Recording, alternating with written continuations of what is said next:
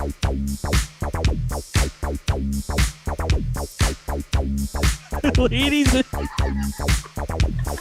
I didn't mean to shut you down. I'm sorry. No, shut me down.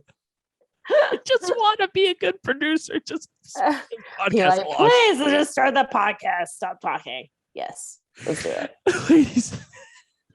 Ladies and gentlemen, welcome to another episode of the Reelisms podcast. I am still Adam Chase Rennie. And I am still Christine Chen, and Calvin is impressed by your shutting down skills. You have to, though. I can Calvin, just go like this. I'm not trying to be rude. We have a show. What am I supposed to do, Calvin? What am I supposed to do? You know? So you didn't realize how you scheduled your travel time today, Christine, which is always a common thing in the life of Moth to Flame films. That's a regular. I know. Just travel time. I love seeing your face because the look of disappointment in your face is just the best. I know. You just look down. All the time. And the thing is, like, I feel like I do a really good job organizing my life, but I just have so many parts that you are very organized. You are always organized. You love organization more than anything. Now, I do. You have what is a rare occurrence called chaotic organization. Chaotic organization. That's a great description. It's just chaotic organization. It's still organization at the end of the day. Yes. Now, is it the same kind of organization you think it was? Probably not. Because Christine just works on a completely different echelon of speed. And you get it done, but it's still organized. That's the point. Yes. I'm at that point where I'm like, man, when is it going to be that time when I'm going to be able to hire an assistant? Honestly, it would make your life that much easier. Yeah. But I feel like it's going to be a process because I'm going to end up ADing the assistant. And that's something you have to learn to let go. To not do. Yeah. Don't assistant direct your direction. I gave you 10 jobs to do. Why isn't it done within 10 minutes? Because I think what it is, Christine, is that and I think because you play music, I don't know what it is, but that is a common thing with people who play music, that they can already see notes or the scales or whatever. I don't play music. So they see everything before they even reach to that note. So they just sometimes there's songs that you have and you solve problems immediately. So you already saw A, B, C, and D before your assistant could even get to A. You understand what I'm saying? That is actually really fascinating. I never thought that as a learning thing. You're right. When you're playing music, you're supposed to look ahead. That's a skill set that you develop reading music, because assistant directing, you have to look ahead. Yeah. I never equated it. My brain is blown right now. Yeah.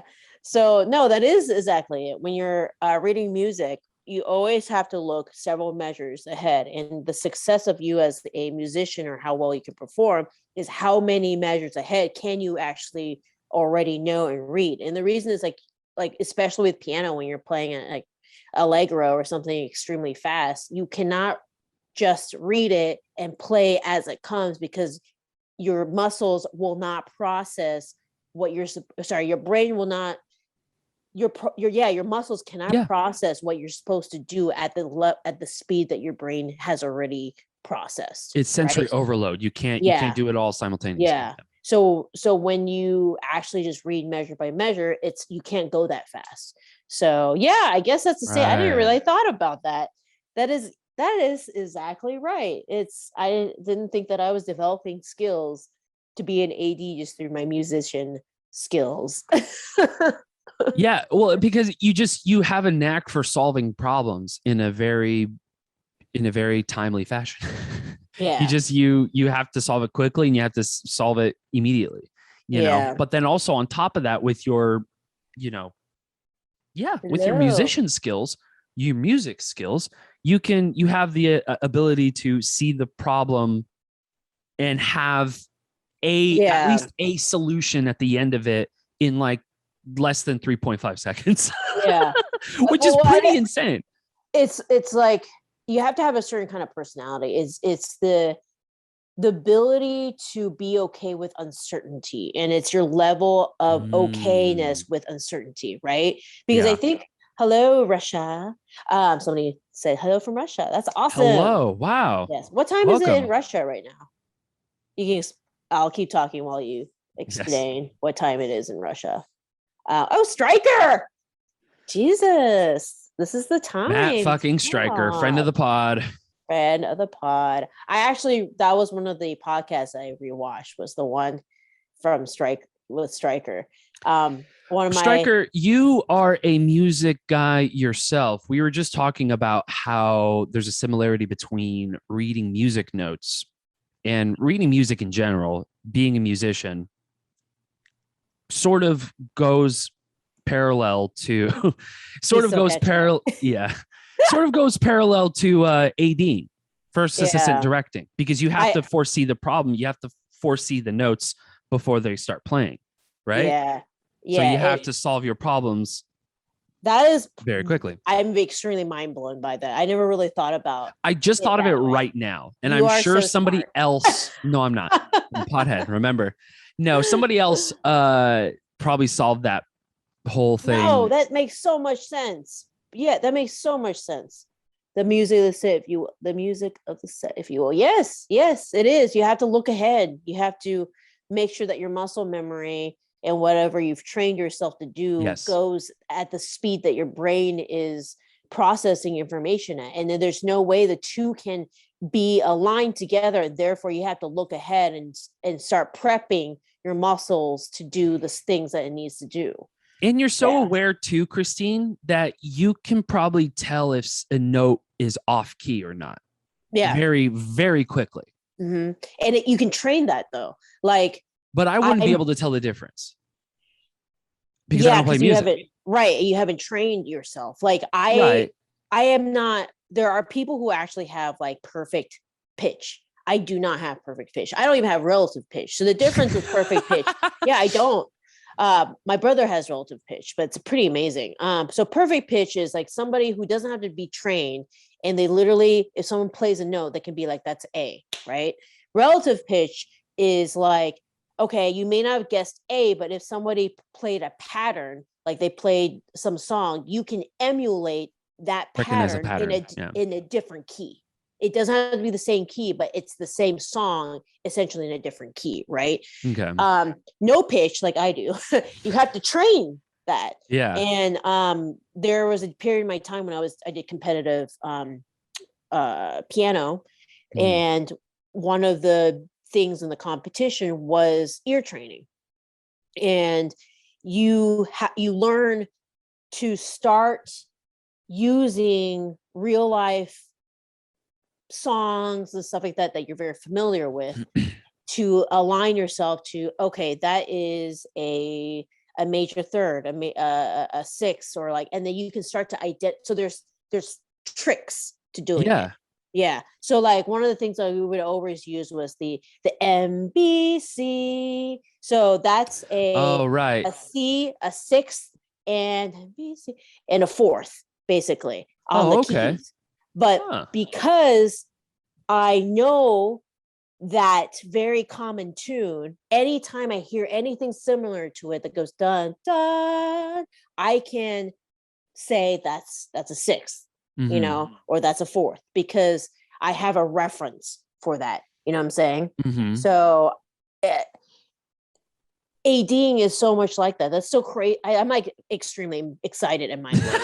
So I'm glad I made your day. Yeah. Wow. I'm I love social connections to things, and to that connect the dots and explain why you are the way you are or whatever. But because I'm a nerd and I reach it like that. So I am too. But yeah, ADing, there's a certain amount of trust you have to have, right? So I feel like the people who aren't able to do that, they have to have certainty. The problem is on set, there's never certainty ever.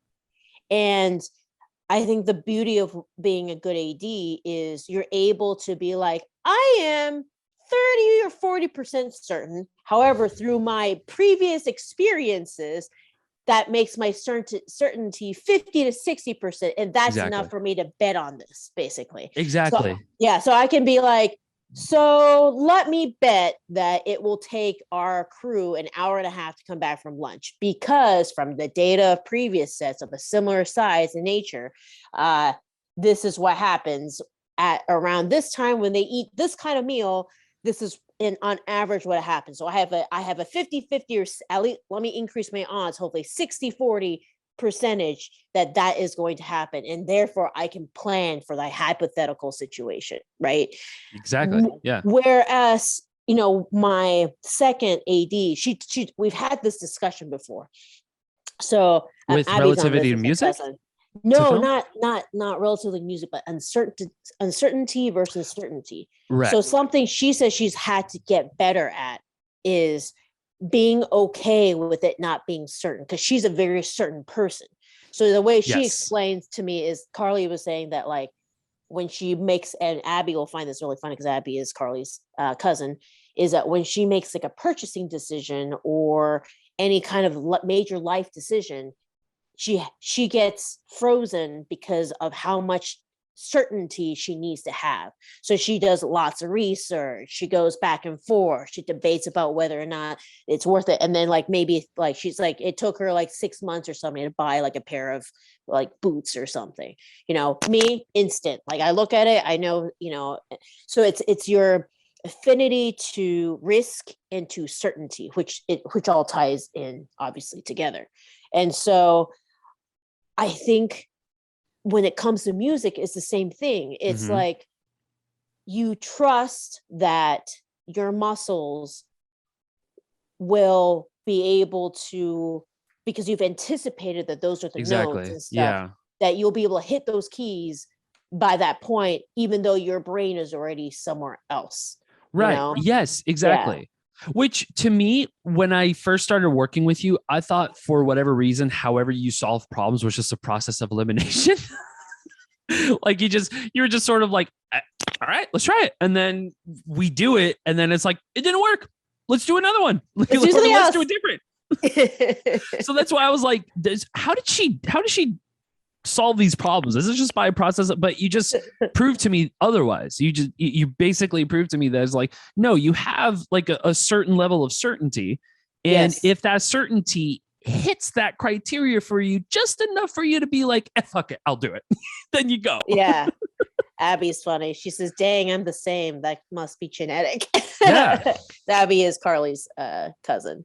So I guess that I would be interested in knowing that, whether or not that's genetic or not. Because I'm looking back and I feel like none of my family has this risk. They're all extremely risk averse. So it's really weird. So I feel like that's something that can be trained too, right? So that's why when I talk to newbies who are trying to enter into the film industry and stuff like that, one of the biggest things I warn them about is you have to be okay to be flexible. You have to take risks. It's extremely risky, right? Yeah. And so, because that's the industry. And the difference between me 10 years ago and me now is that I've seen so many different scenarios that I don't freak out anymore. It no longer phases me. I'm no longer like, oh, it's 2 weeks before I'm starting and I haven't gotten a deal memo. Most newer people will be freaking out about that, but I'm like, well, the last 5 sets were like that. You know what I'm saying? Right. So it's now the norm. So I think our aversion to risk changes with, the level of experience and stuff like that. So So maybe it is but maybe it is genetic. So even though my family has an aversion to risk, maybe it shows up in me in other ways. And I don't know where I'm going with this, but I just find I do. Yeah, go ahead. Oh, well, can you tell me where I was going with it? Well, you were I think where you're going with it was how you problem. Yeah, it is a little confusing. I'm not gonna lie. I think we're having a deep philosophical social conversation. I'm very impressed by us right now. Yeah. But I guess like because I'm what I'm picking up is that how everything is and how genetic it is for you to have the ability to basically foresee the problem and understand what level of certainty you need before you just go ahead and hit the green light in your head. Correct. So I don't know if that's genetic. I'm not sure, because there's good half of my family who are like that, who are like, fuck it, risk takers. Let's go. Fuck it. We're going live. We're going to go live. I don't give a shit. I have a 5% certainty, but I'm going to still go for it. Yeah. That's half of my family. The other half of my family is very much like Carly and Abby, where we have to meticulously understand all the pros and cons. Every pro and con to this one purchase. Adam, it only costs $10. Yeah, but I need to understand the pros and cons of it all. You know, that's a quarter of a gas tank, dude. Well, not probably a quarter, but like a quarter of a gas tank. I don't want to waste a $10. I can use $10 anywhere. Yeah. You know?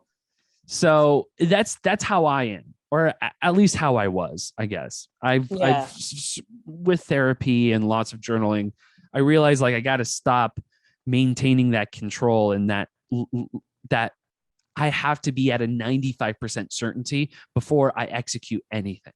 You know, it's just like, it's okay to take risks. It's fine.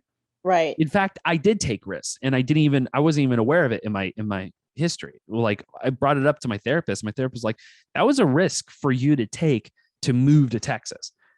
And you don't quite realize that. You just think it's like, oh, well, we'll just move to a different city. Who cares? Who gives a fuck? No, that was. But I didn't think about that. I was just like, oh, I was taking a risk. I didn't think about that. You know, I could have easily. And then she was like, you could have easily had a different mentor that isn't Christine. And I'm like, that would have been troubling. That would have been fucking troubling. And she brought that up. She was just like, you have no idea how chance and how success works, because when it is successful, you just move on. You don't just actually like appreciate it in the moment and understand that, oh no, you did this and you took a risk and this is your reward now. Instead, you just kind of went on to the next best thing. You know, it's just like, all right, now I got to write a script. Okay, now I got to be on the set. Now I got to do this. Now I got to do that. You know, instead of just like, whoa, I just moved by myself with my family, of course, but mostly by myself from California all the way to Texas. And I was totally fine in California, you know? Well, no, not really. I was depressed, but I was doing my job. I had health benefits. Yeah. You know, I was like, I finally got health benefits. Like, I never had health benefits until like 6 months before I left my last job. Mm-hmm. And I got it. And I was like, holy shit, this is the best fucking thing in the world. And then I realized that, oh yeah, no, I don't know. I don't like any of this. So I just basically took the risk without even thinking it was a risk of, let me just go to Texas. And it's just like, well, shit. I didn't think about that. I need to appreciate the little shit in my life more, or the big shit in my life more. Which is important. It brings up something. I was like, you know, say my family doesn't take risks, but you brought up a huge thing in it. My family moved from a different country. And so they did take that's even the bigger risk. Yeah. I just moved between a state, you know? So I liked that you brought that up, because that was unfair for me to say that, because I'm like, holy shit, that's a risk. I don't know if I could do, you know, Yeah. like I want, that's a good question. Could you, do you think you would be able to move to I say I can't, but I have thought about it before. Move to a different country. Yeah. Me too. Yeah. Yeah. And I think a lot of us thought about moving to a different country back in 2016. Right. Because yeah. Yeah. He who shall not be named. Ooh, yeah, but you're right. I can't think about, because you have to think about it in a way where it's like that's a big fucking decision to just be like, let's go to America. We are living in a completely other side of the world. Fuck it. Let's move to America. You know, it's a lot. And the amount of, whether or not it's like a level of investment or a level of risk, you still have to take it. If you know deep down inside, because it's sort of a feeling too, that you have to have if you're going to be taking that risk. You wouldn't be, I mean, there's some people who just take the risk willy-nilly, but there's got to be some sort of, I don't know, nerve in your brain or bone in your body that, you know, basically tells you to go for it or don't go for it. You know, it's like a gut feeling in a way. Yeah. And if that tells you to go and do it, then you should do it, you know? Yeah. And some people have that. A lot of people have that probably, but you know, how do you know? You know, you don't unless you do it. And that's scary. That's fucking terrifying. So yeah, I mean, to answer your question, I don't think in the long term, like, I don't even think like moving to a different country. That's just like like everything that I'm so already dependent on and comfortable with here, and everything else, you know, it's so crazy. It's so strange, but I fantasize it all the time. That's the thing. I fantasize it all the time. I don't know if that's like just the single man in me. I'm just I definitely thought about it before. I think, you know, I think it's, I don't know. It's the unknown. The grass is greener on the other side. Exactly. I'm just peeking over the fence, you know? Right. Yeah. But yeah, risk is interesting because it is. Because there's no, the people who are, you know, like I feel like I take a lot of risks, but there's things that I wouldn't take a risk in, right? Like people who are okay with what they ingest or put in their bodies. Like I'm very much risk averse to anything when it comes to like, stuff like that, you know? Yeah, I go to the point where like I even limit my caffeine, you know, consumption, because I'm like, I don't want to be dependent on it and stuff like that. So it's risk. I need to limit my caffeine intake as well. I love caffeine. Like, don't get me wrong. Yesterday I had some and I'm like, holy shit, I'm so productive. But that's also I'm wired. But my productive is like scary manic, like it's as if I was operating on the level of somebody who was manic. Like I'm very overproductive, which I don't think is extremely sustainable. And no, you idle on anxiety. Yeah.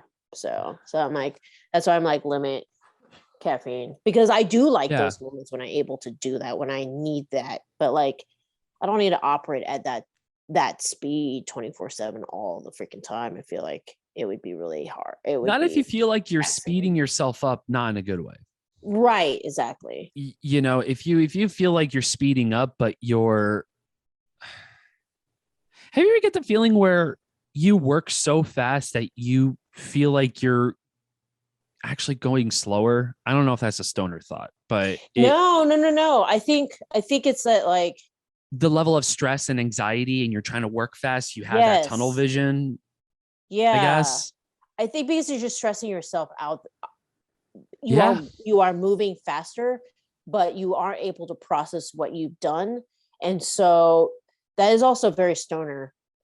That is extremely stoner. Because the way you said that, I'm like, I felt that before, and I'm like, oh, I felt that when I was high.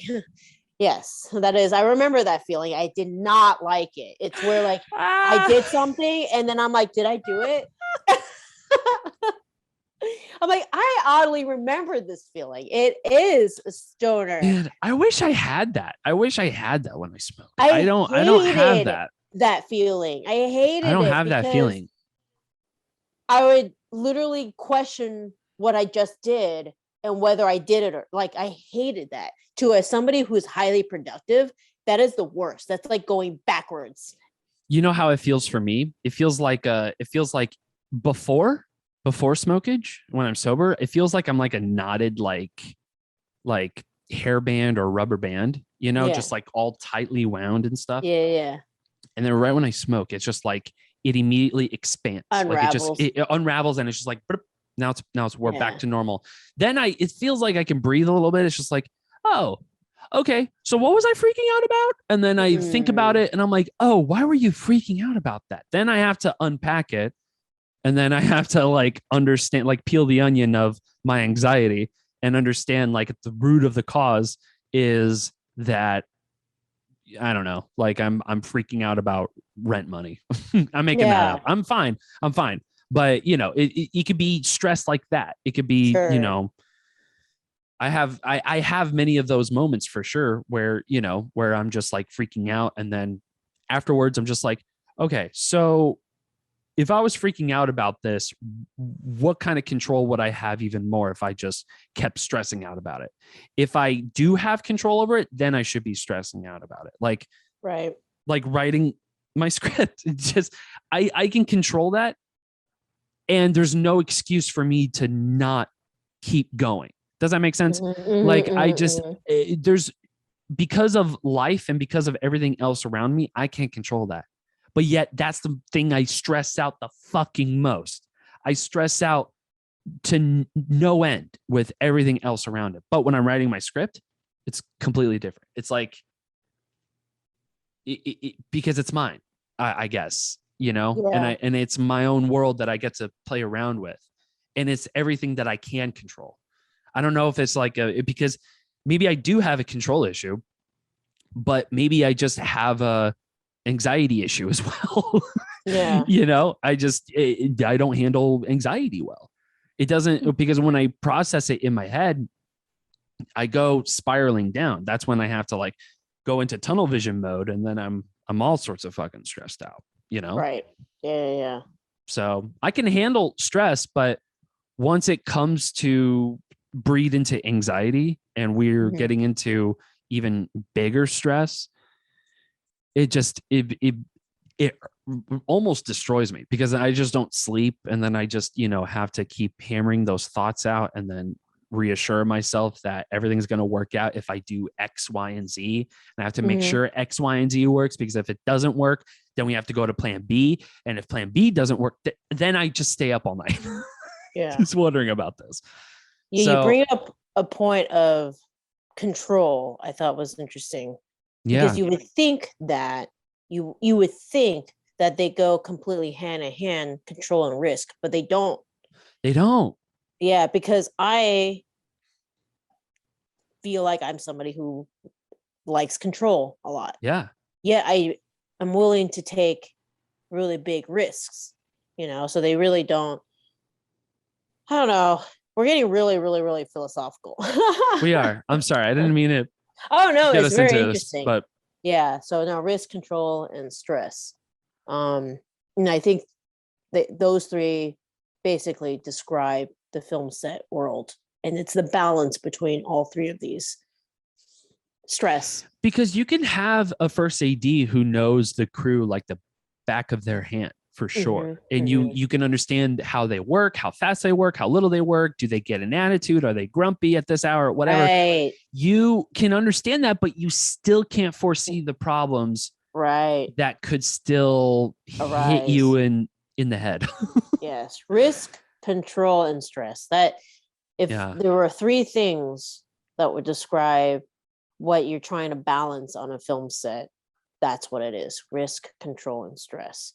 you have to, because it's like to a certain point, you try to control what the story, right? The vision. That's what the director is trying to do is every single department head is trying to do the control, right? Control all of it, or it could just look like shit, right? But at a certain time, you have to take a risk and know that, like, even though you don't have control, you have to trust what you've prepped, or that you have to trust, right? And so that's the risk. So every department has to put in a level of risk that they're willing to deal with to let go of the control of their original vision, right? Absolutely. Yeah. And that can resonate in different forms of stress. So if you cannot let go of control and are not willing to let go of that risk and can't trust, then your stress levels go, it and just some goes people through the can't. roof. Yeah, some people can't handle that. So I don't know. It's and I think there's just a level, like for me, I'm just thinking, I'm like, what I can control is the prep schedule, right? It's the work that I put in prior to the set. But there's things that I have had to train myself to not, like, I cannot stress over certain things. I can't want to control things like the weather. It's so funny because, like, I'm on set and you can tell, like, new directors and stuff like that, how stressed out they get about the weather. And I'm just like, it is what it is. I'm just like, this is what it is, and we just figure it out. You either shoot in it or you figure out a different schedule. Like I can't stress about that anymore because I have so many bigger other problems that I have to actually stress out about. You have more pertinent problems than the anxiety of the director. Yeah. And for me, the two things that you got your own problems awful. Yeah. Because of how much stress I'm under are anytime we are in any sort of like driving situation on the street situation, anytime with safety comes into play is when I am the most effing stressed out and like just angry and not happy with anything because you feel the weight of the responsibility on every single person. Yeah. And there's a reason in the crew for that. I'm using this to parlay into recent events in the I was gonna ask you about that. So great. We can segue into it when you're cool. When you finish. So if you haven't been on the news or the social medias and stuff, literally a few days ago or yesterday. Yeah, Alec Baldwin on his set of, I think it's called Rust. Yeah. Accidentally killed the DP and injured the director with a prop gun. And it's crazy because, like, they were using blanks, and yes, blanks are supposed to be safe and all that stuff, but if you look at the difference with a blank and with a regular bullet, it's really not. What's the deciding factor is this point that's on a bullet versus that's not on a bullet, but the entirety of the other mechanism is the same. It's just this flying little point that pierces through a person, and then the other one doesn't have it.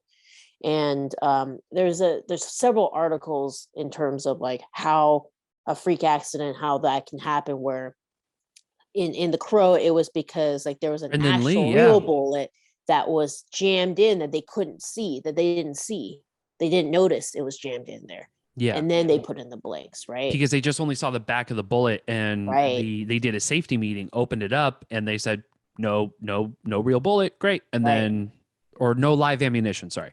No live, because they assumed, because it looks like a blank. That's what's like scary about it, is that like it looks from behind, a bullet looks like a blank. Yeah. Yeah.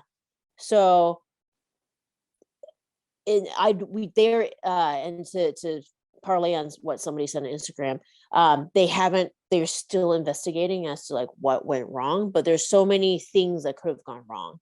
I was reading that it could be simply the distance between how they were shooting or at. And the fact that like the director and the DP were both hit means like, and were seriously injured. I don't know. Like, I don't know where in relation like Alec Baldwin was when I'm sure the camera was right in front of Alec Baldwin. So, and maybe the director was right next to the DP, who knows? But there's just like, there's a lot of different scenarios. And then that just all comes down to when we call about control and risk and stress and stuff like that. Why, when there is, when it comes to safety, that those are the days that are the worst for the AD and the department that's in charge of that safety. You know, Yeah. Technically the entire team should be on the lookout for that.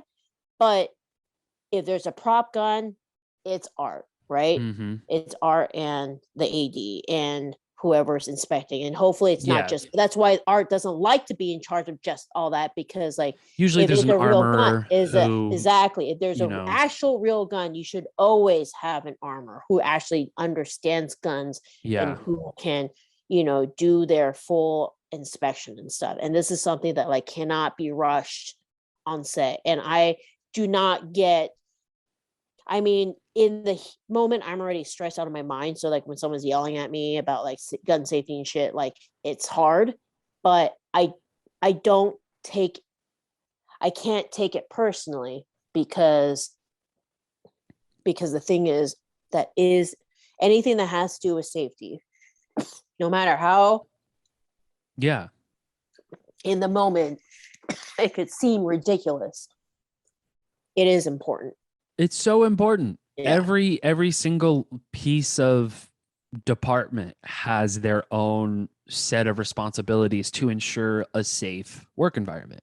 And so go ahead. Sorry. No, so I was like, so I do appreciate it when there are crew that are like, so have you thought of, this is a live road, and like, have you, you know, put up lockups and the one end to the other end, you know, or like, hey, this is a live gun, have you, like, doing a double check. Like, I won't ever, like, I won't lie, it's extremely stressful to an AD to get like that from like 5 different people. Like, it's when I'm already freaking stressed out about what's about to happen, you know what I'm saying? So like in the moment, my gut animalistic emotional response, natural response is like, I fucking hate you, like, stop telling me about the stupid state. Like, I get it, like, you're like freaking out for no reason, but that's not true.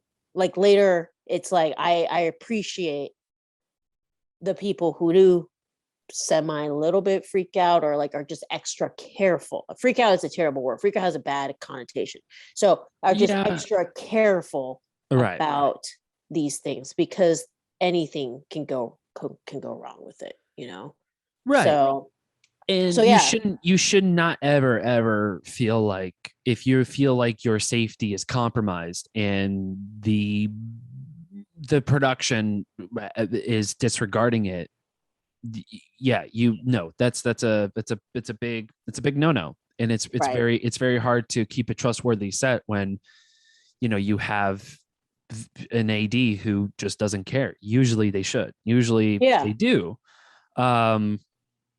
And I'm very grateful that I haven't worked with, I don't think, any first AD that disregards safety, you know, just throws it out the window. But I am 100% sure there are plenty of sets that do that, right? That have assistant directors that just really, and directors that just really, you know, just when it comes to safety, they prioritize art over safety. And that's not great. That's not great at all. And you are responsible for X amount of employees on a film set. You know, you think you're not running a business, you're just not open to customers, but the customer is the audience, and you're filming art for that audience. So at the end of the day, you are doing customer service, dummy. So you have to kind of act like there should be some safety protocols. It's just it's so important. And in the end is, we are making a movie, and nobody should ever die from making a movie. No, like, God, no. It shouldn't. And so, like, one of the it was a small incident on one of the sets that I AD'd on in LA. And it was like really, honestly, on a grand scheme of things, like tiny and minuscule and didn't really but I really appreciate what song our director did. But we had a car that was parked and we had to it needed, but we needed to start it. Well, it was on park and the car was so old we had to push it. So they shifted it in neutral inside the car. I know it was like that. It is that. It was a it was a old ass station wagon. No, really? Yeah, it was a white old ass station cab wagon. So yeah, Kellie, so it was you should have like kept that green machine. Damn it. So they shifted it into neutral, but the fact of them shifting into neutral, it was on a hill and it started to roll. And like there was an art person on the side of the car, like trying to give props to somebody, and it scared her. So it didn't and it wasn't like a fast roll. It was like it moved just a little bit to scare people. Right. And like that day was extremely stressful. We were rushing through everything because there's never enough time or anything, but Song stopped everything and was like, look guys, we just have to chill the fuck out and just remember that in the end, if we don't make her day, it's fine. Like he was like, I will take that responsibility, but it's not worth us rushing through any kind of safety thing just because we're trying to make her day. And that's, I think in the end, that's the thing. It's like when you have a prop gun, any kind of weapon, even when you know for a fact it is a effing toy gun, right? It's just good practice and good protocol to go and take things seriously. Not everybody can see that as a toy gun or a prop gun. That's the problem. Exactly. So they see a weapon, it's a weapon. Exactly. So even when there's a toy gun, that's what people don't. Yeah, exactly as we're saying. Only us on the set know what that is. Everywhere outside of that set, to them, it's a real ass weapon.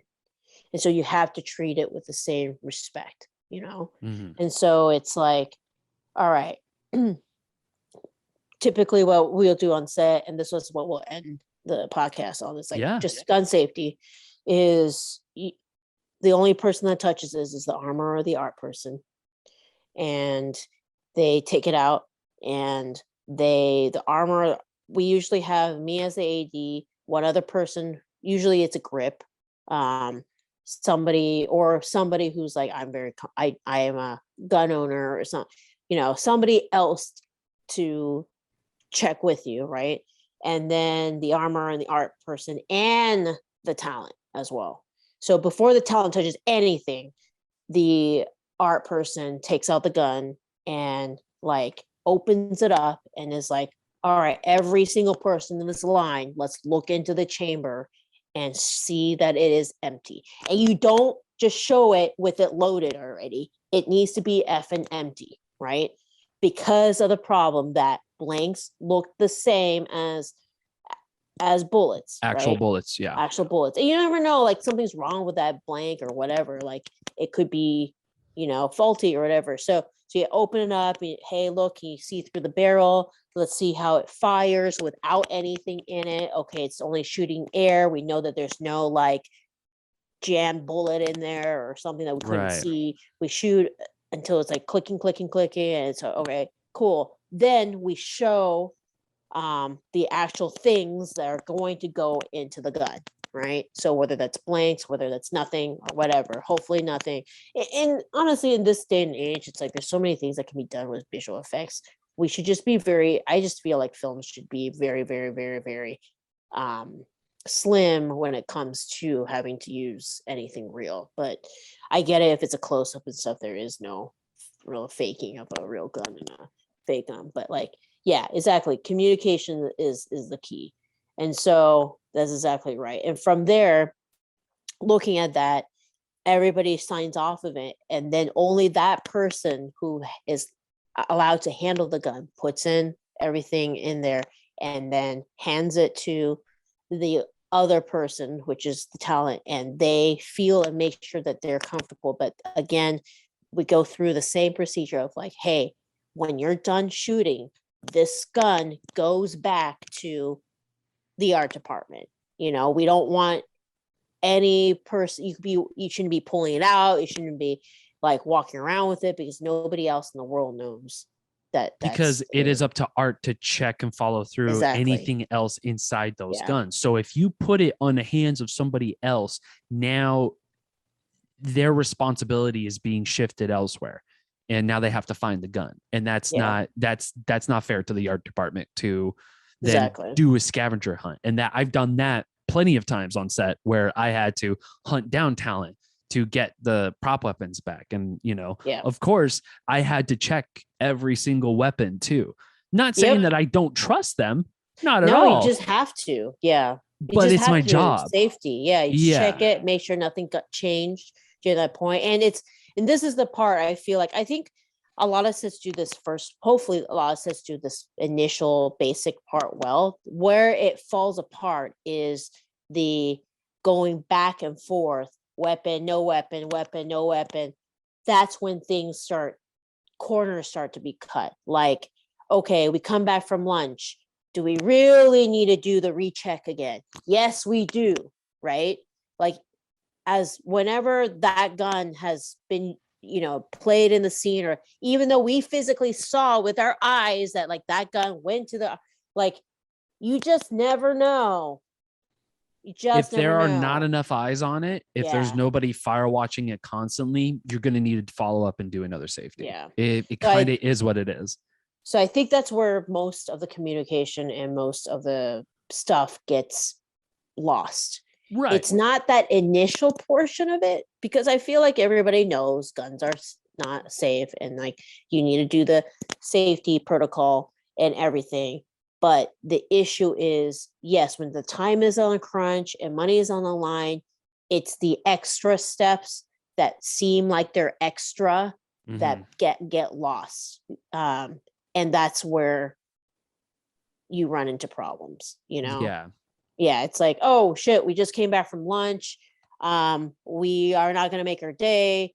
Maybe we already know we aren't going to make our day. So now we're all more stressed out. So like, okay. Or like forgot to, and this is easy, we're tired and it's almost lunch and we forget to grab the gun from the talent, right? Because we all just want to fucking go to lunch, right? Or that they run off. It's just, there's so many things that can happen that it's all these extra steps, and they do add time. That's the thing, is that they definitely do add time, but it's up to the responsibility of the production and of the AD to account for that time and say, hey dudes, like, because we're doing guns today, or because we're filming on a effing street, usually, maybe we could have filmed 6 pages, but let's pretend that it's going to take us double the time to do that, you know, and then build in those times into the schedule. Right. Yeah. I'd rather not finish a day and get in trouble for that, because I was extra then jeopardize slow. Safety. Yeah, exactly. And because I was jeopardizing safety. But those are, whenever we're in the middle of the street and there's cars and there's weapons, those are the two, and then if there's children, those 3, just like nothing ruins my day more than those. And the ruin is terrible. It's a cocktail. It's more just, it's utterly stressful on those days. And it's like, on top of everything else you still have on your normal day, right? People talking at you and asking a million quick questions, and time and weather and everything. It has to be taken that seriously. So that accidents like what has happened yesterday do not happen again. So no, because it's not worth jeopardizing safety. You do not want to Yeah, you don't want to jeopardize safety, just like what director saying who you worked with, you don't want to do it just to make the day. Right. You know, you don't want to just throw the safety out the window just for the sake of making your day. That makes 100% no sense, because you're just going to disregard the safety of your entire crew. That doesn't sound responsible at all. Right. And you're supposed to be like the management. Yeah.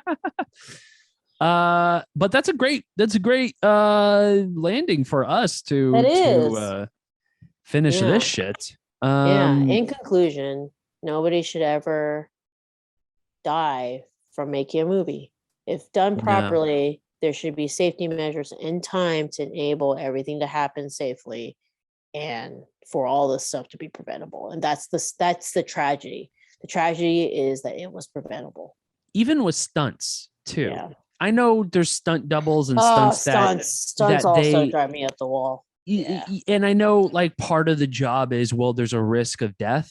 I still do not ever want to be that director to have someone in stunt or anybody die on a film set. You can't walk away without feeling some sort of level of guilt that will haunt you for the rest of your life. I know. You know, you can't. That's why, like, I don't know. I love action movies so much. I love them. I love adventure movies. I love action adventure. But you know, there's got to be a give and a take when it comes to stunts and how well you want these stunts to be and how you want to see these stunts or how the gunfire is going to be like and shit like that. Everything involves any sort of level of danger requires safety. And you know, I think that's the most important thing, you know? Yeah. Ladies and gentlemen, the Get Reelisms podcast is coming to a close. Get on ErzuliFilm.com for the previous episodes of the season 3 of Erzulie, of the Get Reelisms podcast, and also new website, right? Yes, GetReelisms.com. Yeah, so it's actually right now temporarily hosted on GetReelism, singular.com. Oh, gotcha. Yeah. So I was smart enough a while ago to buy both because I knew like some people could spell one or the other wrong. So you own both. Yes, but it's come into handy because I can use it for my test website, and I'll probably keep it too. I'll just have 2 URLs redirected to this new one. But yeah, you can buy books on both sites. It's just one is an older site. I'm migrating right now from Squarespace to Spotify and nerdy shit.